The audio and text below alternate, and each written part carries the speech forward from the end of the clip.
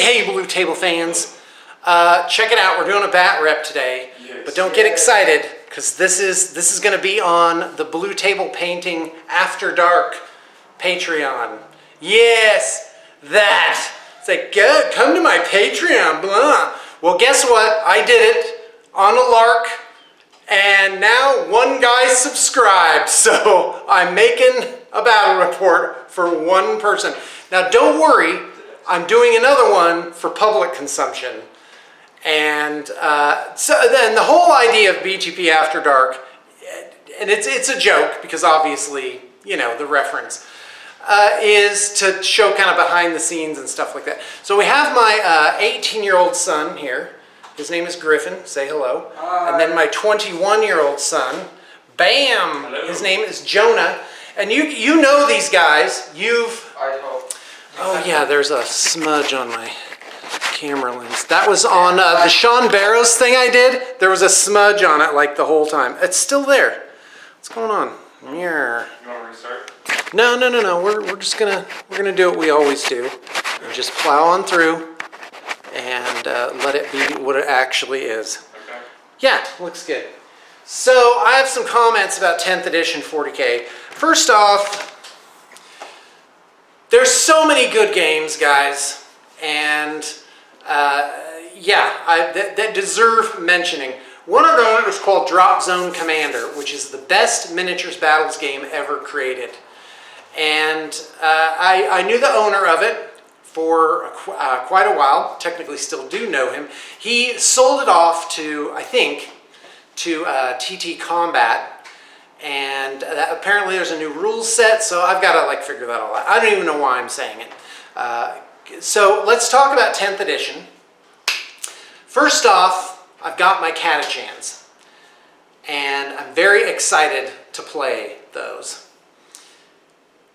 And they're 3D prints, and the reason I did that is that nobody wants to buy them. They're great, there's no reason they wouldn't, you know, like, there's nothing wrong with them, but for whatever reason, the resale value just isn't there, which is great, because that means that I can't, like, emergency sell my army. And I've sold so many, you guys have seen it. You guys have been along for the ride. You've seen me sell off, like, a zillion armies, and every time I regret it. I wish I could get them back. A lot of them were, like, converted and painted by me. My Oceanic Eldar, that's one. I had a Tau army that I loved. And that's gone now. I had a what are the Nurgle guys in? You guys don't have to be quiet. You can chime in at any time. No. In AOS. Magickin. Yeah. Do you remember my Magickin army, where every single thing was like converted to ultra levels? Oh yeah. Yeah, that's gone. I think I sold it for like 500 emergency bucks. We love that. Someone's like, I'll give you 500 desperation bucks for it. Okay, I'll take it. That's basically like 1,500 regular bucks. Yeah, it's like 1,500 regular bucks. Desperation bucks are less.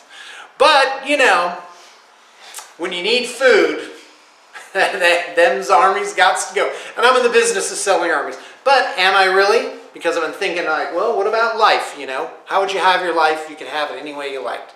And I would never sell my armies, I'll tell you what.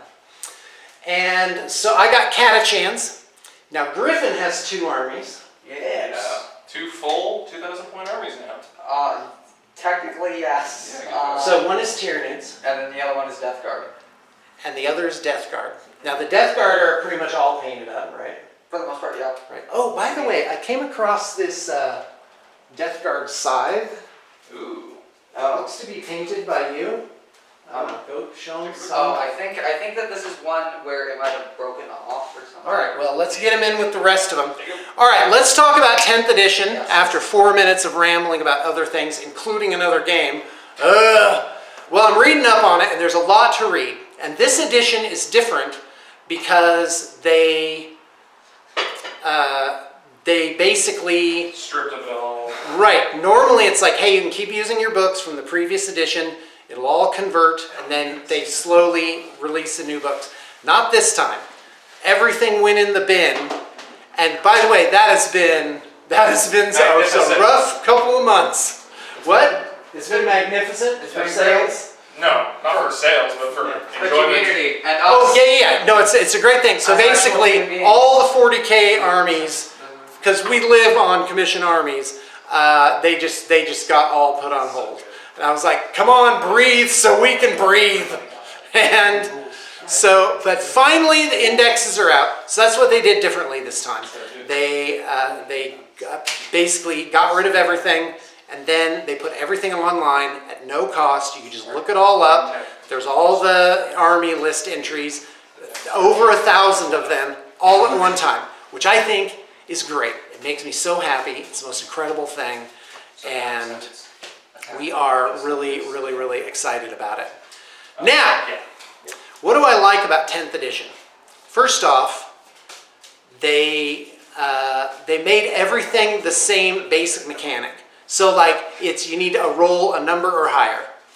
And so they changed leadership to that. Is it still called leadership, guys? It's a leadership. That's the stat.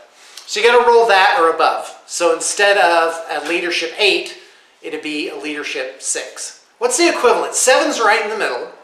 So 7 didn't change. If you're leadership 7 and you need to roll that or under, you now need to roll 7 or higher. It's basically reversed. So Yes. So 8 is now the new 6. right. The lower, the better. Now I was looking at Tyranids used to have leadership 4, but now I'm looking at them and they say leadership 8 plus, which would not correspond. Do you auto test? No, that- you roll 3d6. You roll 3d6 for Tyranny. Oh, Yes, that's brutal. how Synapse works. Okay. But the So Synapse if is you're only not in 6 Synapse, you got to roll It's not 3d6. Well, if you're in Synapse, you roll 3d6. You want higher is better now. Oh, so Synapse isn't in Synapse Ring, it's an auto pass. It is an auto. It is an pass. auto It used pass. to be auto pass. Now It you used to be auto pass. It's like a psychic test now. Yeah. Yeah, you got to get that or higher. Yeah. Speaking of psychic phase is out. Sucks. And it's about time, because it used to be like in 2nd edition, it was like a little mini game. You'd get out your psychic cards, you would shuffle them, Winds of Power or whatever it was, and you would spend like a half an hour doing your psychic phase. Now, as I'm reading 10th edition and seeing all the changes to the individual units and everything, I keep thinking of a chess clock. It's tournaments, guys. Most people play, like the people that are really into this game and doing it are playing matched play, and a lot of them, they play on timed rounds.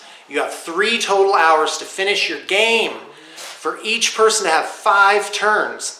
So what is that, 180 divided by 10 total turns, you have 18 minutes per turn. And as anyone that has played Warhammer knows, that is so fast. That's like a speed run. And of course, it takes more time to do your first turn because you have more guys on the board. And then at the end, by the 5th turn, you really can get it done in 5 or 6 minutes. And I remember playing a guy, he was a professional, my friend Chris. We were playing a game and he's like, Sean, do you realize it's taking you 2 hours to do your first turn? And I'm like, what? And this is before I actually started going to tournaments and stuff, finding out, yeah, you gotta do it fast. So they made the game faster. They got rid of the psychic phase. They just shuffled it into everything else. So like a psychic attack is just like a shooting attack or a melee attack. And it just has the subphrase psychic. And that plays in somehow. I haven't figured it out yet. And so there's no more psychic tests or anything. Some of them are like roll a 2 or higher. Like the Primaris Psyker for Guard, to get his force barrier up, you got to roll a 2 up. And then his unit that he's in, or a unit within 12 inches, something like that, gets a 4 up invuln, which is great, right? But you can still roll 1. But if you roll a 1, it does D3 mortal wounds to the unit. Yeah. Isn't that nuts? I don't think other things have. Did the Tyranids have that? Like if you roll a 1, you get something? There are like psychic tests that you do. So like psychic abilities in the command phase are typically like you roll a dice and on a 2 or 5. They don't call them a psychic test. Yeah, it's not. It's just a power like any other. It is labeled as like a psychic ability. So if there's stuff Right. that interacts with like psychic stuff, then that works. But they've moved like psychic into like melee and shooting and like leadership stuff. It's a power. But do Well, Tyranids have things there's Yeah, a that can hurt where them. if you roll a 1, you take Yes. mortal wounds? lot of psychic powers have like an ultra boost thing they can do, like a plasma pistol. pistol, Oh, where okay. the psychic power, the psychic attack. It's called focused witchfire. hazardous. They have hazardous. It gets Oh, hazardous, but it gets like precision or blast or sustained hits. It isn't always just more damage. Yeah. For like this weird smite Oh. ability. Yeah, Okay, well, that's, it's pretty cool. that is really cool. And there's no nullification now. Like it's just about. So I love it. I think it's great. It makes the game go faster. It's simpler. And by the way, they've switched up what things do. So don't just assume this unit that did have this power before still has it. They probably have something different. And things have like cool stuff, man. Like the termagants have skulking horrors. Yeah, If you end a movement within 9 inches of them, they can move d6 inches. That is a stupid awesome power. And termagants, I think, are now like 5 points. yeah, they might be 6. Like they're like 5.5 because now instead of like points per model, it's points per 10. Yeah, the unit. Or like The however 10 many guys. are in like a standard thing. Yeah, this used to be a game of erudition, where you needed a lot of knowledge and it was very geeky and there are tons of little details and it's very streamlined now and it's not a beer and pretzels game. I'm defending. Well, maybe it is. It's like, it's not a game that you're just like, I don't know, it's not like it used to be. Like you would just you would play this game and it would take as long as it takes. It's like, it's shorter now. But the nuances are a lot better. And I was always like, I always thought that 40K, every edition, sort of missed an opportunity. How do I explain this? Like War Machine, your Warjack can do like all these different things. And there weren't a lot of different metrics in the game. It was just like dealing damage. But now, there's other things that sort of play in as like the Skulking Horrors thing. Or another unit in the Tyranids, the Barb Gaunts now, which by the way are 10 points each. And They're so good. yeah, if you hit somebody with their attack, they get, what is it, suppressed? Pinned? I think it's suppressed, so it's It's -2 to their move. charge and advance. Right. And if I read it right, It's everyone. Not Right. You don't pick just one. so So if you can spread fire. if you, well, okay, that's a different issue. But like, so for example, if they're hit by it and their movement is 6, their movement is now 4. And if they try and advance, they got to subtract 2 from the dice too. Yeah. So they're actually 4 move down. Yeah. And same thing with charge. If you charged, you'd be -2.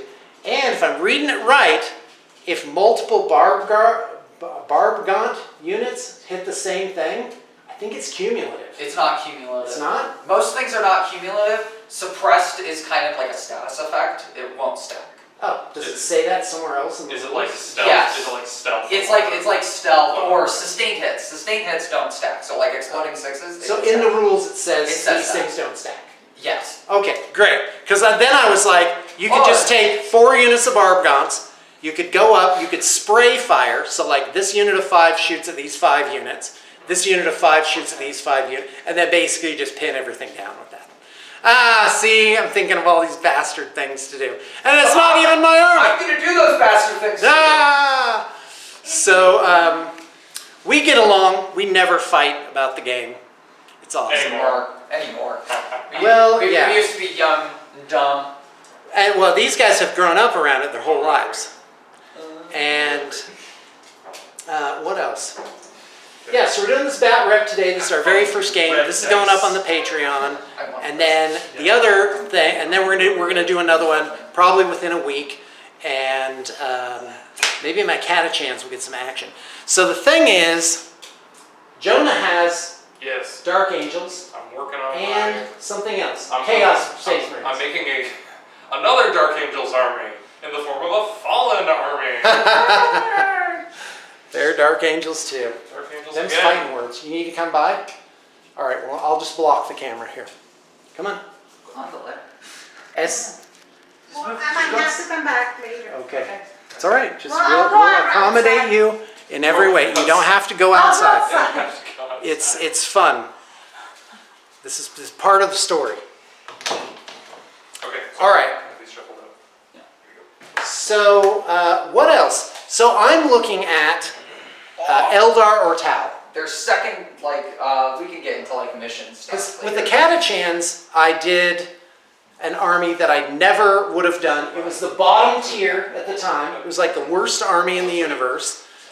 And I'm like, I'm playing Catachans. Now, oddly, their best book was the thing they had in 9th edition. Not their codex, that was Terrorbads. But all the things they did to fix them, Armor of Contempt, they got the thing where every 6 was a wound, universal. Ah, they were so good. I loved guards that way. And when they were going to come out with the codex at the very end of 9th, I was like, oh, how great are they going to make them now? No, they just literally, they stuck their thumb in the pie. And that's how it goes. Like, you go online and there's just so many people griping about things. And I'm like, I don't want to be one of those guys. Certainly not on my own channel. It hurted.